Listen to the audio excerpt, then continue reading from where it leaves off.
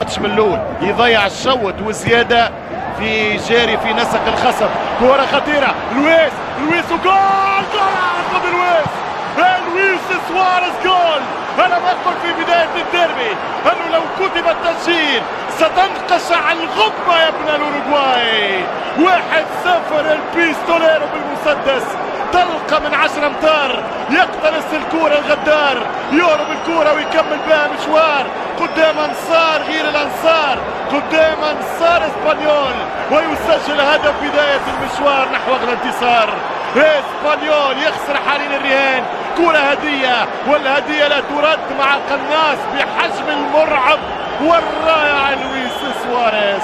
لويس هذه ما ضيعهاش، هذه لو ضيعها الحقيقة باش تدخلوا في دوامة شك، هذه باش تعذبوا مع انصار برشلونة وانتقادات برشلونة وغدر جمهور برشلونة. ولكن قسوة الكرة لها ايام، لفت ودارت وغابت عنه ايام، خرج لهم المسدس وضرب في المليان. انه باللورو يعني مضطرب، ماهوش هادي في مباراة اليوم، خايف برشا. يمشي ميسي حط الكرة والهدف الثاني، والبارسا يوصل الفينال الليغا. البارسا سيبقى في صراع الليغا.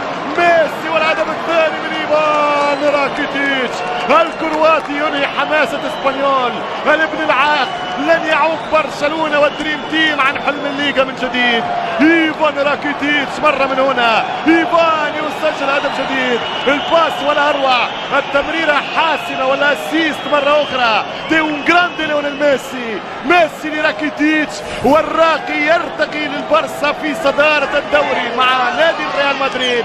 ولكن بلقاء منقوص الريال عمل كل شيء ليو، حط الكرة ميسي عمل السرعة القصوى النفاثة ليونيل ميسي، التورنادو او الكونكورد السريعة. مرة من هنا اعطى باس شاتها كانها بينالتي ضربة جزاء لاسبوع ثاني على التوالي. راكيتيتش يتألق بعد الكلاسيكو، يسجل في الديربي. ايفان في نهاية سيزون متميزة جدا، اضافته واضحة. هنا القادم لوبيز، تمشي الكرة ليونيل ميسي والثالث الترسيرو ديل بولجا. ميسي يلعب كرة والدفاع يرتبط.